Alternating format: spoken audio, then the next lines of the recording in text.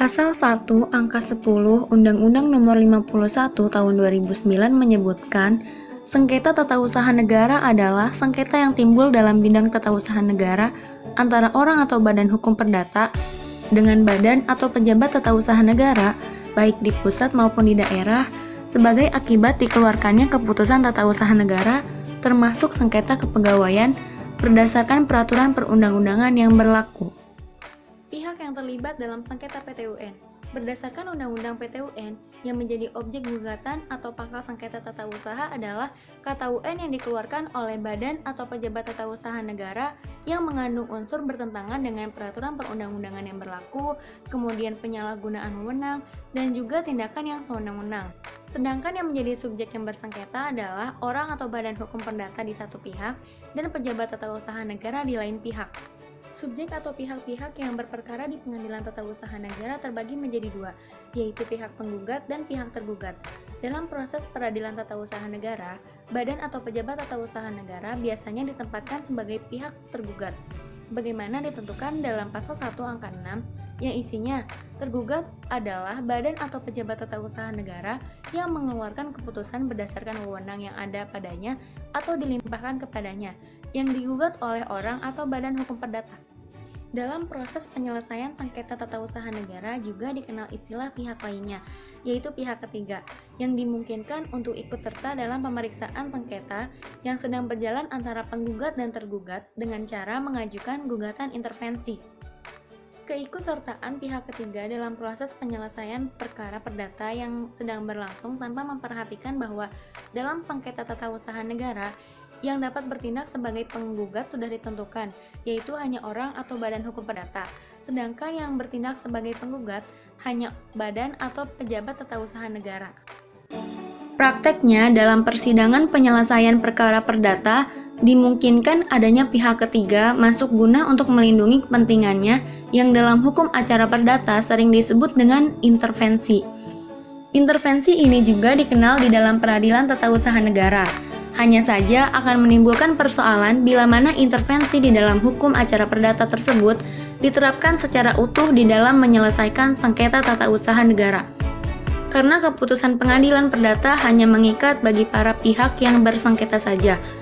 Oleh karena itu, menjadi penting memasukkan pihak ketiga ini untuk melindungi pihak-pihaknya dalam amar putusan. Di lain pihak, di dalam sengketa tata usaha negara, pengaturan intervensi ini justru menimbulkan suatu persoalan dalam mencermati mengenai posisi pihak-pihak dalam sengketa. Di samping untuk melindungi kepentingan pihak ketiga yang tidak terlibat dalam pokok perkara dan adanya prinsip dasar asas erga omnes, semestinya pihak ketiga tidak perlu diikutsertakan dalam perkara karena kepentingannya sudah terlindungi dalam amar putusannya.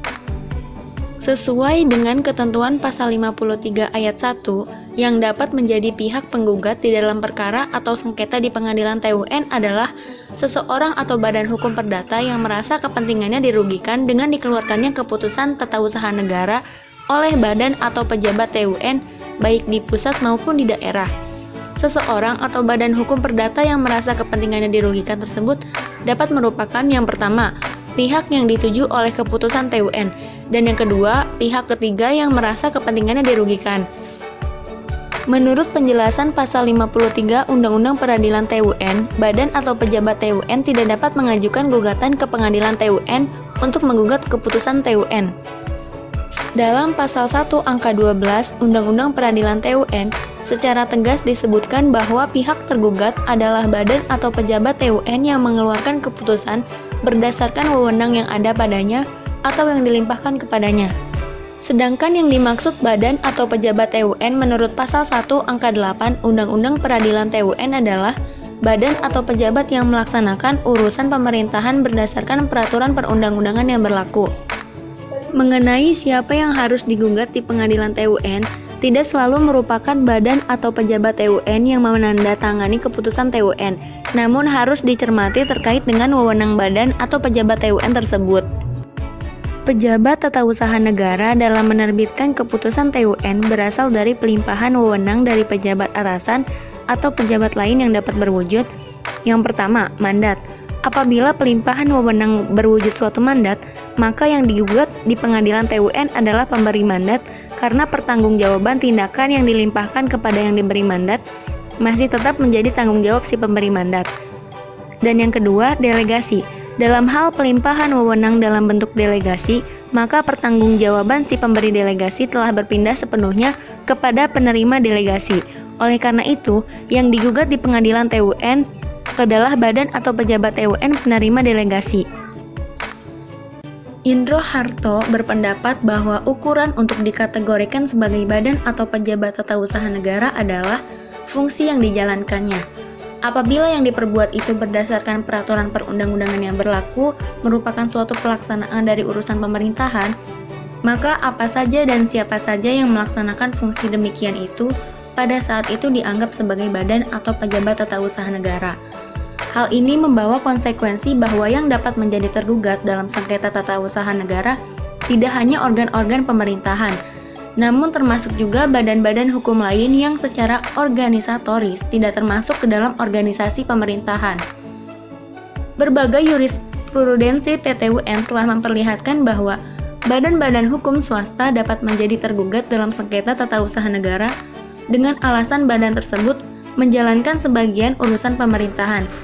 Agaknya perkembangan peradilan tata usaha telah memperluas pihak tergugat, tidak hanya badan atau pejabat tata usaha negara, tetapi juga badan-badan swasta.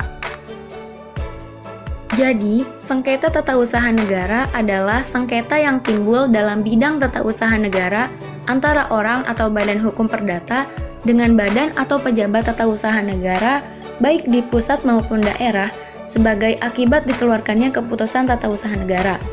Sengketa tata usaha negara ini terbagi menjadi dua, yaitu pihak menggugat dan pihak tergugat. Penggugat adalah orang atau badan hukum perdata yang dirugikan akibat dikeluarkannya KTUN. Sedangkan pihak tergugat adalah badan atau jabatan TUN yang mengeluarkan keputusan berdasarkan wewenang yang ada padanya atau yang dilimpahkan kepadanya.